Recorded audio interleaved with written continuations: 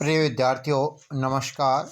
मैं अनिल कुमार यादव, सहायक आचार्य राजनीति विज्ञान, राजकीय कन्या महाविद्यालय बहरोड। विद्यार्थियों, यूट्यूब चैनल के इस वीडियो में आपका हार्दिक स्वागत और अभिनंदन। विद्यार्थियों, जैसा कि पिछले वीडियो में हमने राजनीतिक व्यवस्था का अर्थ और विशेषताओं पर, अर्थ एवं परिभाषा पर चर्चा की थी। आज के इस वीडियो में हम राजनीतिक व्यवस्था की विशेषताओं पर चर्चा करेंगे। विद्यार्थियों, बात करते हैं राजनीतिक व्यवस्था की विशेषताओं पर। विद्यार्थियों, सामान्यतः किसी भी राजनीतिक व्यवस्था में पाई जाने वाली समान विशेषताएं इस प्रकार हैं। नंबर 1, राजनीतिक संरचनाओं की समानता। नंबर 2, कार्य की सर्वव्यापकता। नंबर 3, राजनीतिक संरचनाओं की वैधता। नंबर 4 पर राजनीतिक संरचनाओं का मिश्रित स्वरूप। नंबर 5 है राजनीतिक साधनों पर असमान स्वामित्व। नंबर 6 है राजनीतिक प्रभाव का अंत। और 7 नंबर पर है राजनीतिक प्रभाव का असमान वितरण। और 8 नंबर पर है विद्यार्थियों वैधता का अर्जन। और 9 नंबर पर विशेषता है विचारधारा का विकास। तो विद्यार्थियों, किसी भी राजनीतिक व्यवस्था में ये कुछ समान विशेषताएं देखने को मिलती है।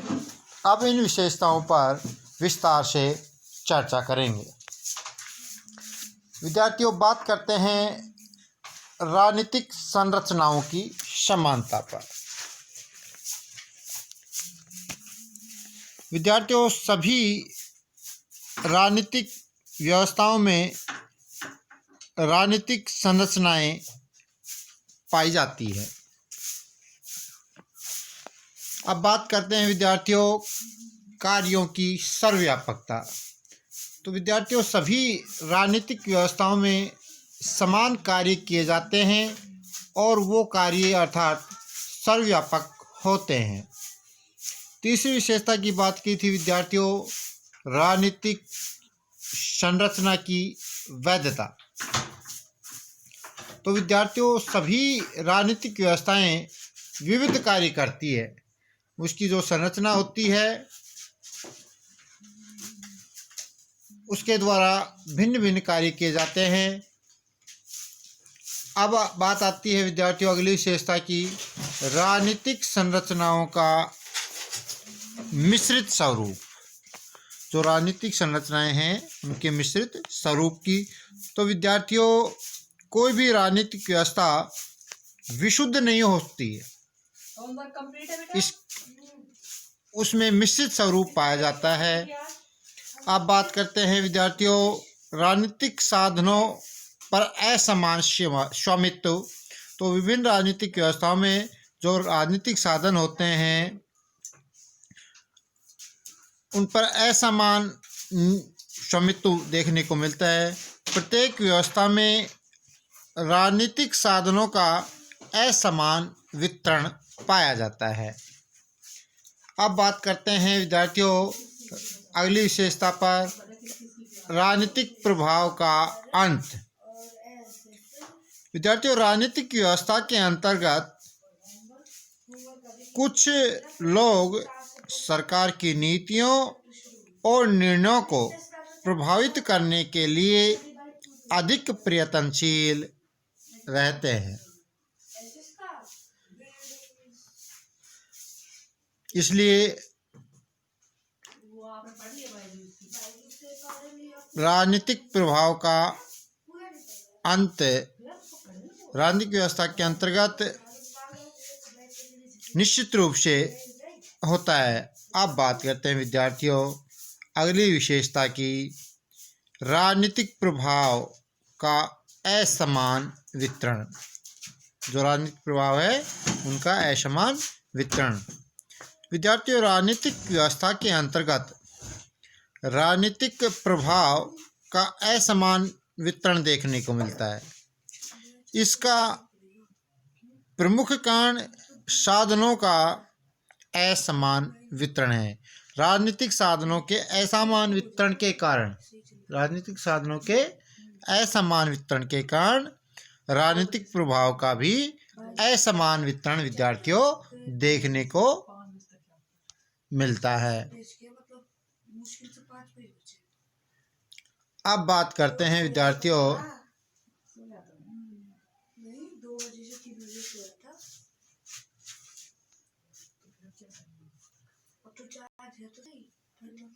वैधता का अर्जन।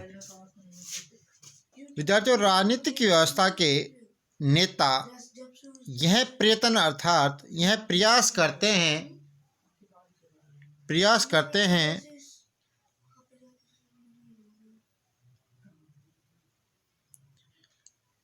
कि जब भी संघर्ष से निपटने के लिए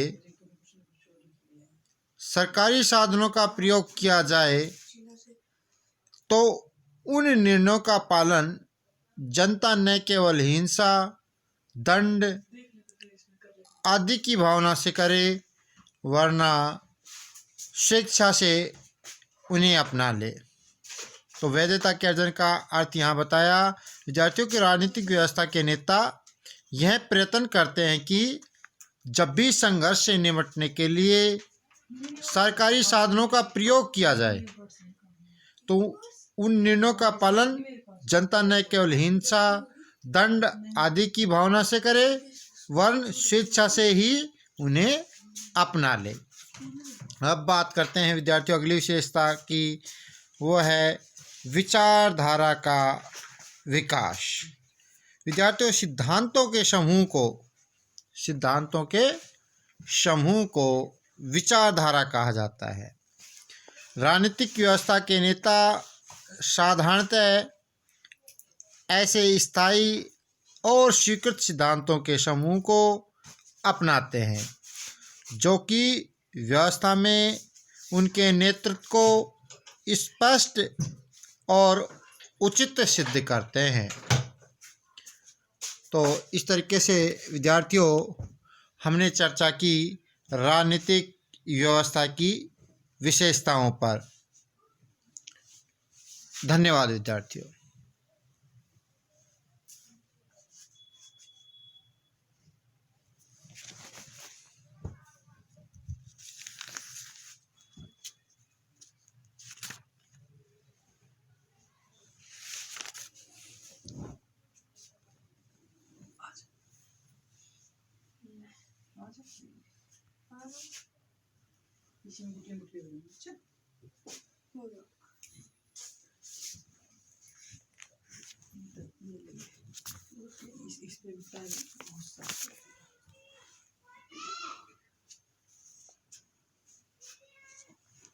बैठ तो सही, बैठे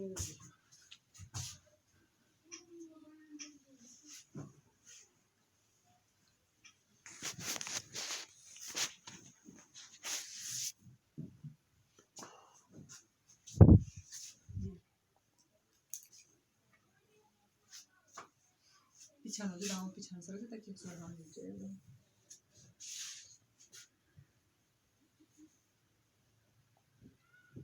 पाँच कमर देना